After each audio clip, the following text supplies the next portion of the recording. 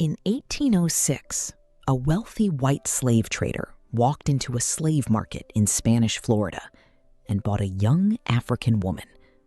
Her name was Anta Majigeen Jai. She had been taken from West Africa and carried across the Atlantic into a world where her freedom could be bought and sold with a piece of paper. But nobody at that market could have known what would happen next, because the man who purchased her would eventually do something that seemed almost impossible for a wealthy slave owner of his time. He would set her free. He would make her his wife. And when the laws of America later threatened to take away everything they had built together, he would fight the government itself to protect her. This is the extraordinary story of Zephaniah Kingsley and Anna Magajin Jai. And if you enjoy historical stories about people who lived through moments that changed America, subscribe to this channel.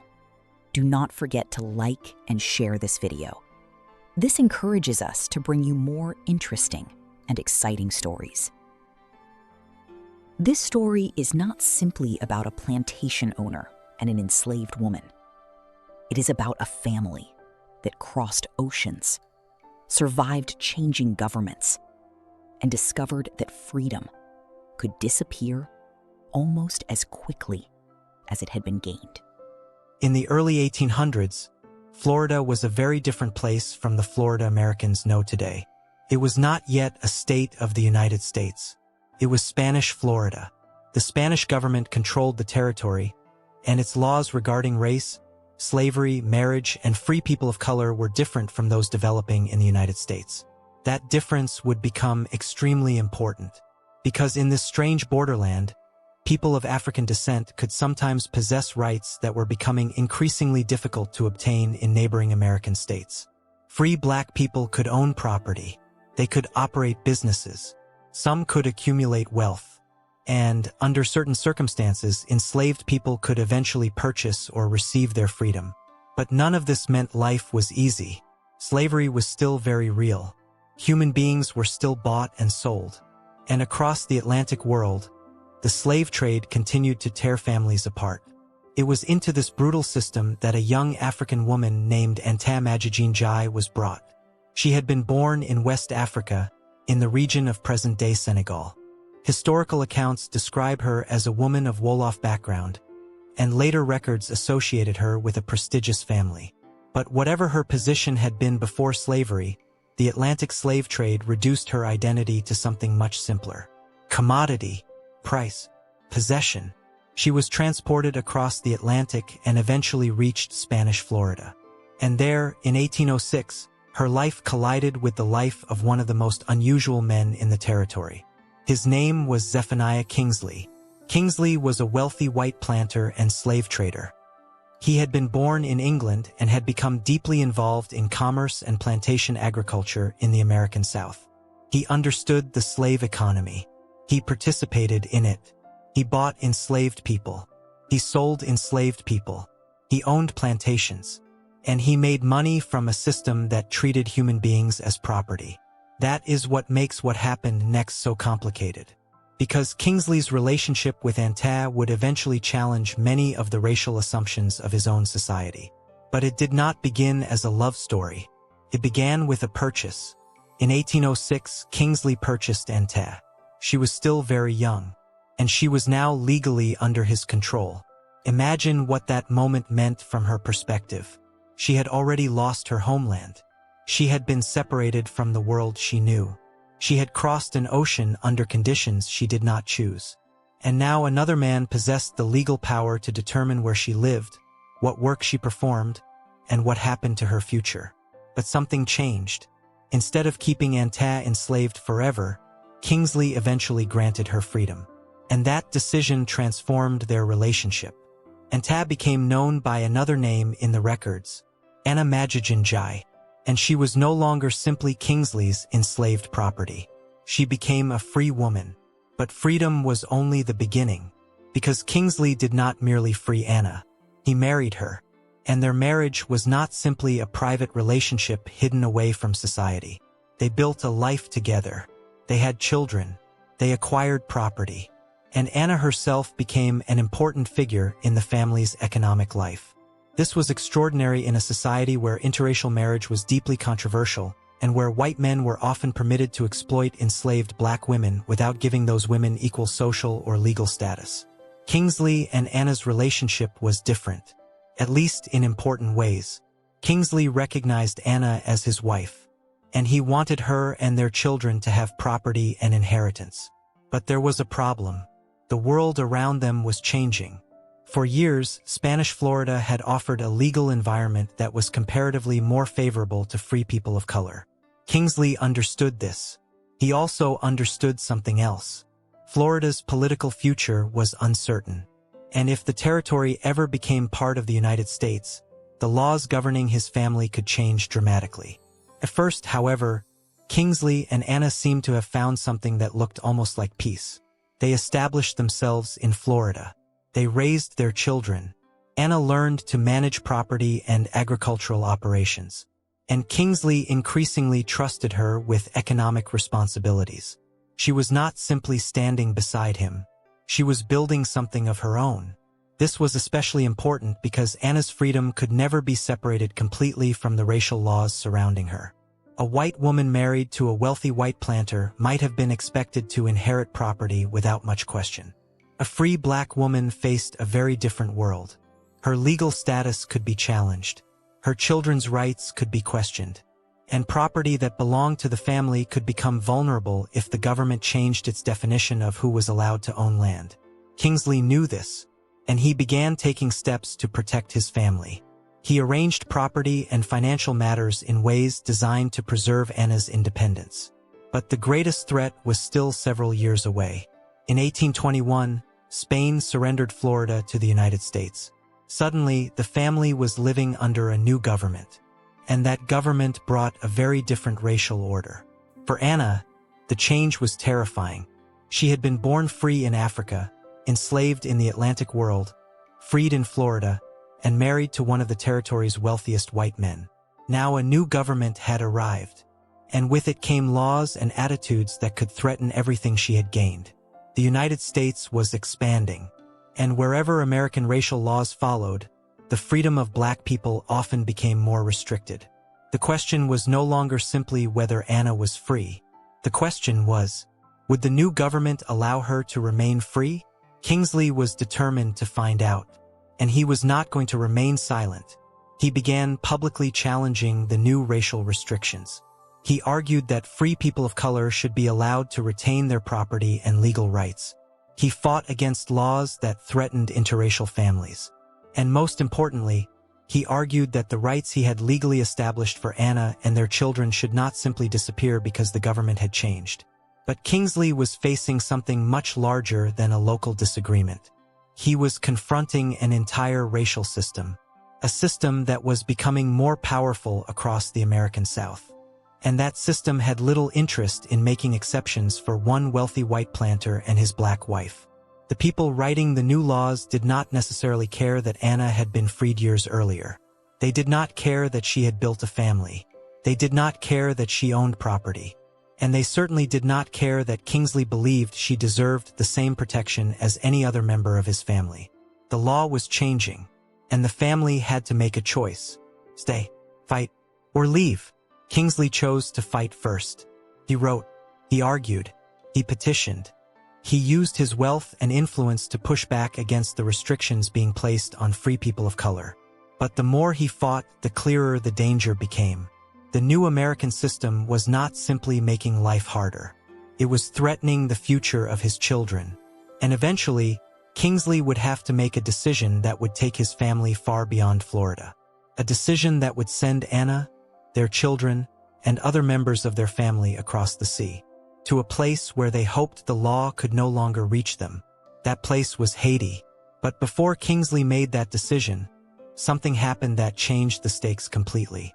Because the government was no longer simply threatening their freedom.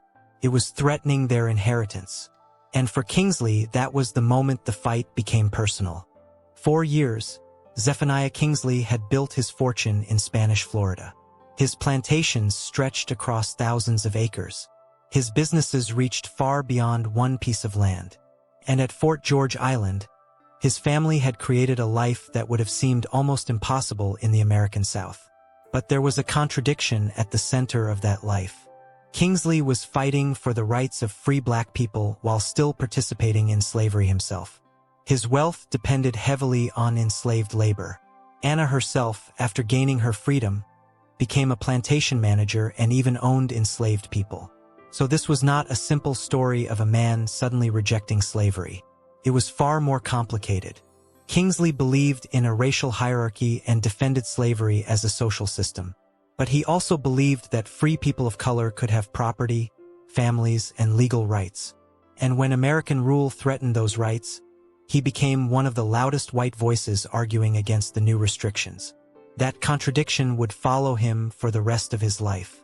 But for Anna, the consequences were much more personal, because she had something to lose: her freedom.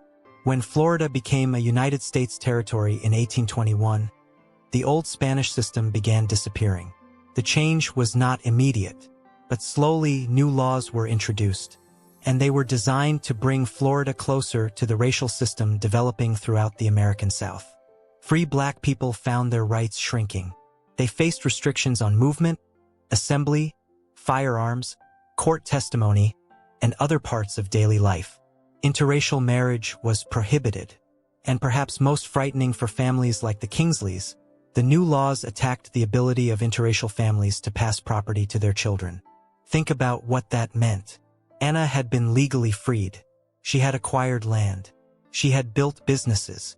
She had helped manage plantations. She had raised children. But now the government was creating a legal system where the color of a person's skin could determine whether their family could inherit what they had built. For Kingsley, this was unacceptable.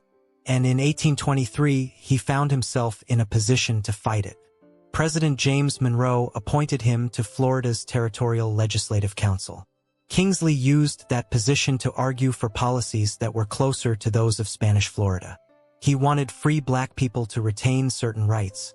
He argued for more liberal rules surrounding emancipation. And he believed that treating free people of color more fairly would help maintain stability in a society still built around slavery. But the lawmakers around him were moving in the opposite direction. They were afraid of slave rebellion. They were afraid of free black communities. And they were determined to create stricter racial control. Kingsley was losing, so he did something unusual. He put his argument into writing. In 1828, he published a lengthy work defending what he called the patriarchal or cooperative system of slavery. His argument was deeply shaped by the racial assumptions of his time. He was not calling for equality. He was not demanding the abolition of slavery. Instead, he argued that slavery could continue while free black people received more rights and more humane treatment. Today, his position is difficult to reconcile. But at the time, Kingsley believed he was offering a solution to what he saw as a growing problem. The new American racial laws were too harsh, he argued, and he believed those laws would create instability rather than prevent it.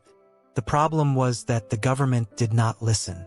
The restrictions continued, and Anna's family became increasingly vulnerable.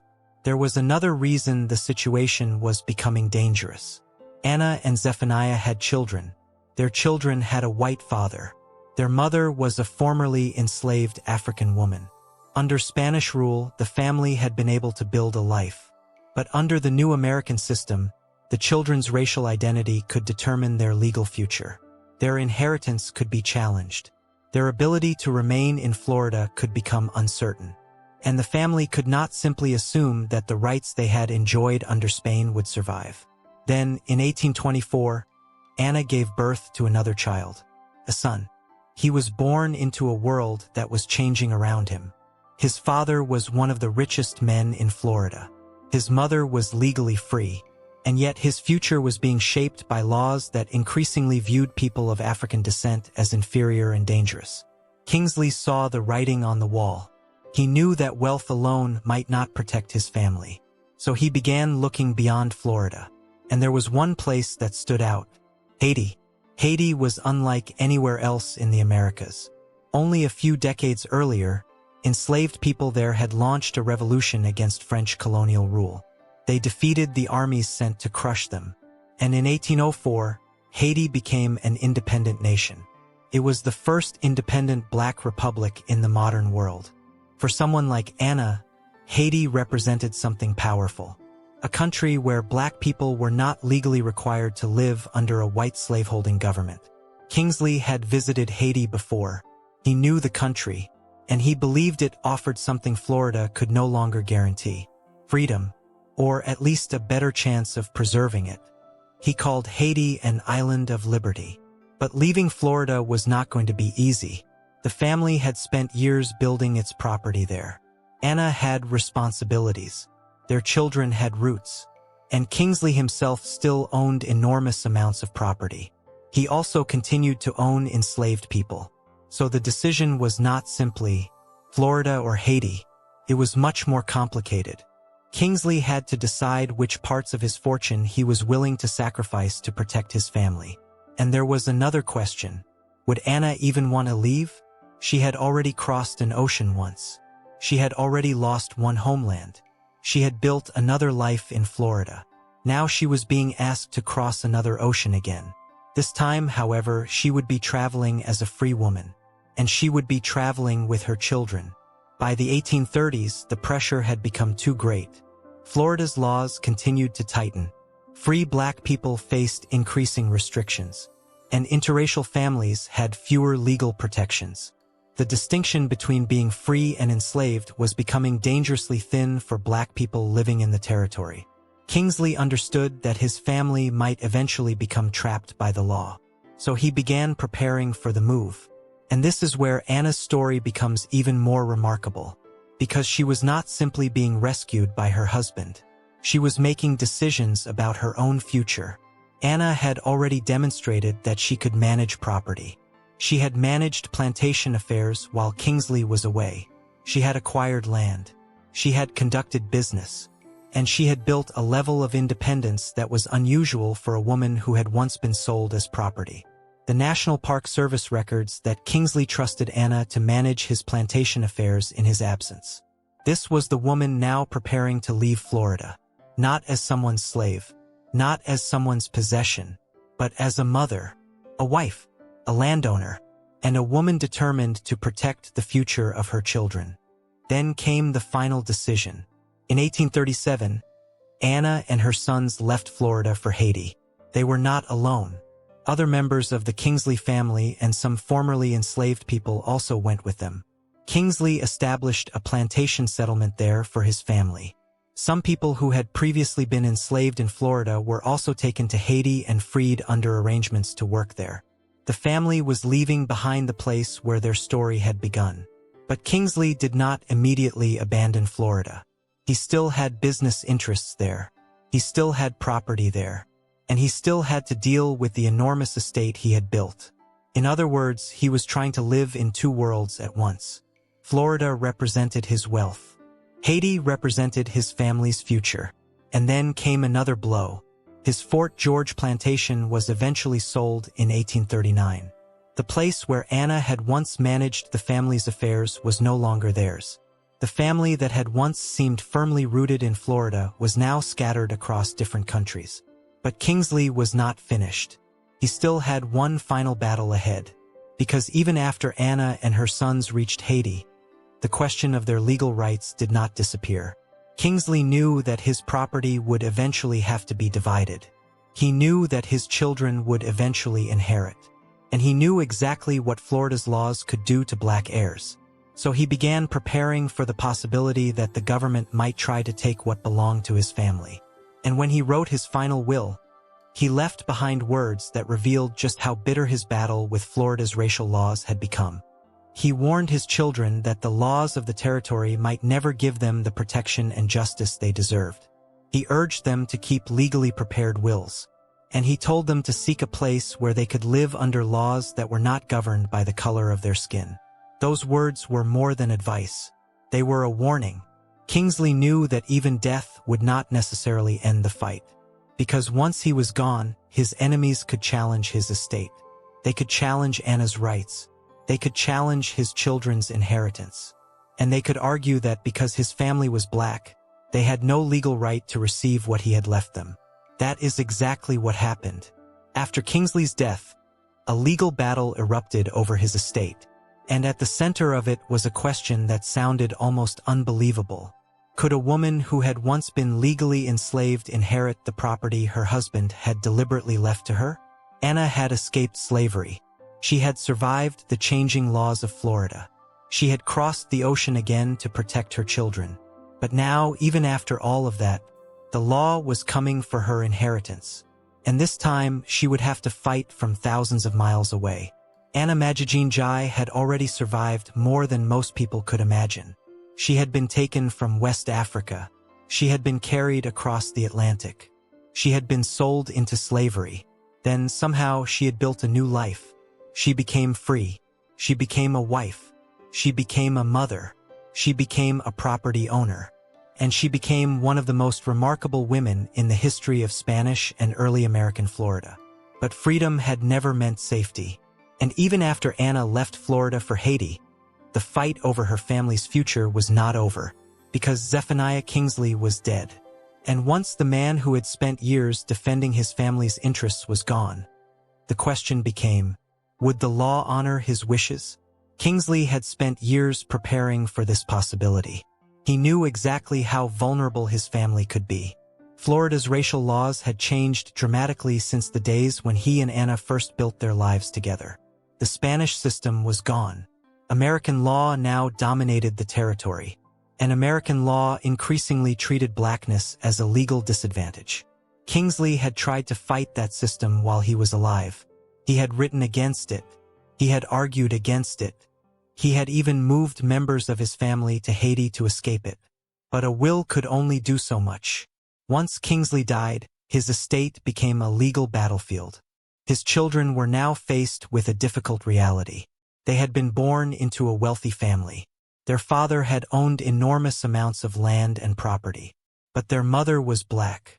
And that single fact could determine whether they were allowed to inherit. This was the cruel contradiction of the world their parents had lived in. A white man could accumulate wealth.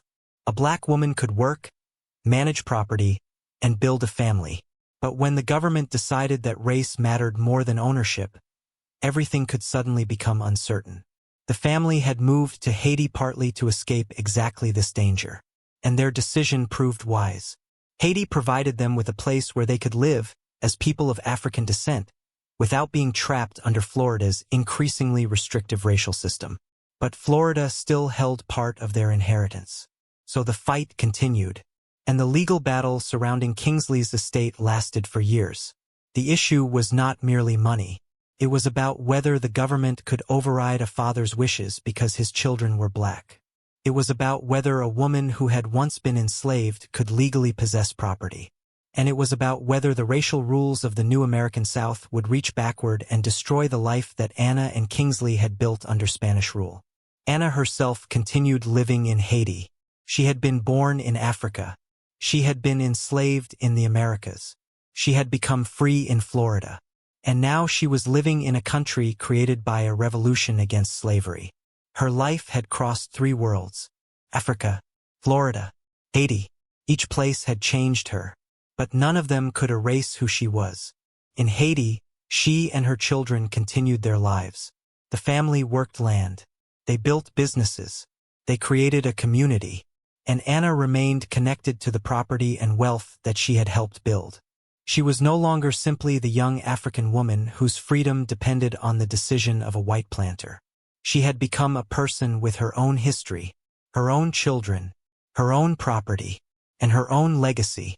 That transformation is perhaps the most powerful part of her story, because the slave market where Kingsley first purchased her was supposed to define her life. It did not. But there is something uncomfortable that must be remembered. It would be too simple to turn Zephaniah Kingsley into a hero. He was not an abolitionist. He did not reject slavery. He continued to own enslaved people. He made money from a system that treated human beings as property. His beliefs about race were shaped by the prejudices of his time. Even his arguments for the rights of free black people were often based on ideas about racial hierarchy rather than equality. And yet his relationship with Anna created something that was unusual for the period. He legally freed her. He recognized her as his wife. He trusted her with business affairs. He accumulated property for their family. And when American law began threatening the future of his black wife and children, he fought against those restrictions. That contradiction is important. History is rarely made up of perfect heroes and perfect villains. Sometimes it is made by deeply flawed people making decisions that have consequences far beyond what they intended. Kingsley was one of those people.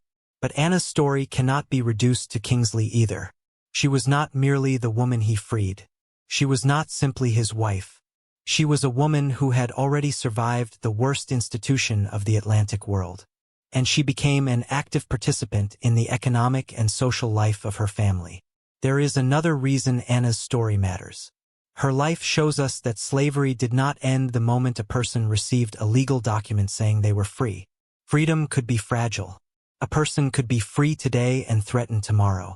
A family could own land under one government and lose its rights under another. A marriage could be recognized in one legal system and condemned in another. A child could inherit wealth under one set of laws and be denied that inheritance under another. Anna's life demonstrates this better than almost any other story from early Florida. She was technically free, but the government could still determine how freely she could live. And that is why Kingsley became so angry when Florida changed. He understood something that many people did not. Freedom without legal protection could disappear. After Florida became American territory, restrictions on free black people continued to grow. Eventually, Florida's laws became even harsher. Free black people were pushed out of public life. Their movements were restricted. Their rights were reduced. And the state became increasingly committed to preserving white control over society. For Anna and her family, Haiti was therefore more than a place to live. It was a shield, a place where the laws of Florida could not easily control them. And that decision had consequences. Because by leaving, Anna's family became part of a much larger story. They became part of the movement of Black Americans and formerly enslaved people who looked outside the United States for places where they could live with greater security. Some went to Liberia. Some went to Haiti. Others moved north. They were searching for something that American law often refused to guarantee: a future. Today, visitors to Florida can still see the places connected to the Kingsley family. The Kingsley plantation site on Fort George Island preserves part of that history. The ruins and landscape do not tell a simple story. They tell the story of slavery, of wealth, of race, of resistance, of family, and of a woman named Anna. Standing there today, it is easy to look at the old plantation buildings and imagine that the story was about the man who owned them. But Anna's life forces us to look closer. Because behind the plantation's wealth was a woman who had once been treated as property. A woman who eventually became free. A woman who helped run the plantation. A woman who raised children. A woman who left Florida rather than allow new laws to destroy her family's future. And a woman whose descendants carried her story forward. Zephaniah Kingsley died in 1843.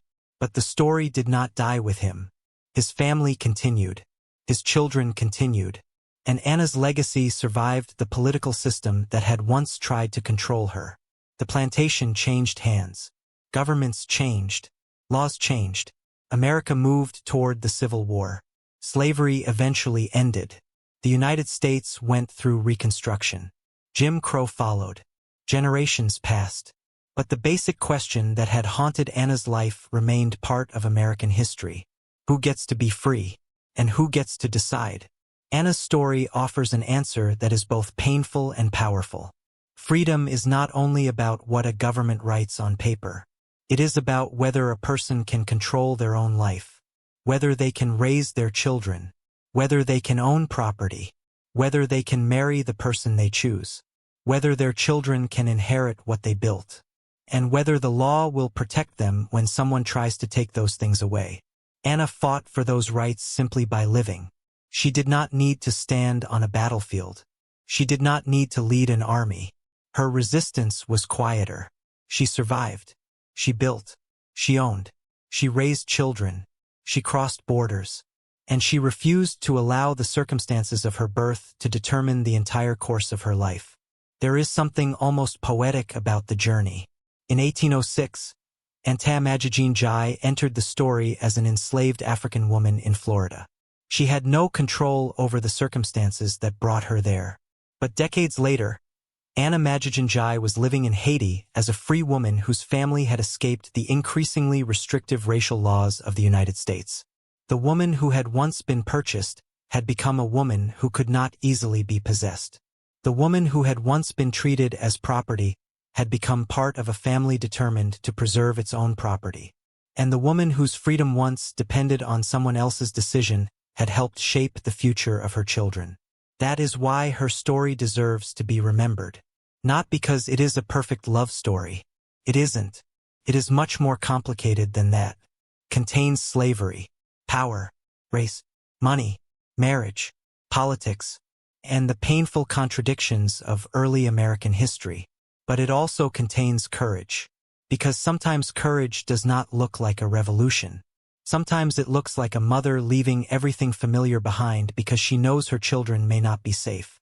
Sometimes it looks like a family crossing an ocean because the laws of their own country have become too dangerous. And sometimes it looks like one woman refusing to let a system that once owned her decide what she could become. Zephaniah Kingsley could buy her freedom. But he could not create the woman Anna became. That part belonged to her. She had been Anta. She became Anna. She was enslaved. Then she became free. She was brought across an ocean against her will. Then she crossed another ocean by choice. She was once someone's property. Then she became a wife, mother, manager, and property owner. And when America changed around her, she did what generations of people would eventually do when the law failed them. She went somewhere the law could not control her. That is the legacy of Anna Magajin Jai. A woman whose life began in the violence of slavery, but did not end there. A woman whose freedom was tested again and again, but survived. And a woman whose story reminds us that sometimes the most powerful act of resistance is simply refusing to surrender the future of your family. If the story changed the way you see early American history, subscribe to the channel. Because there are many more stories like Anna's. Stories hidden inside old plantations, forgotten court records, faded photographs, and family histories. Stories of people who lived through a world that was supposed to control them and somehow found a way to write their own ending. Anna Magajin Jai did exactly that.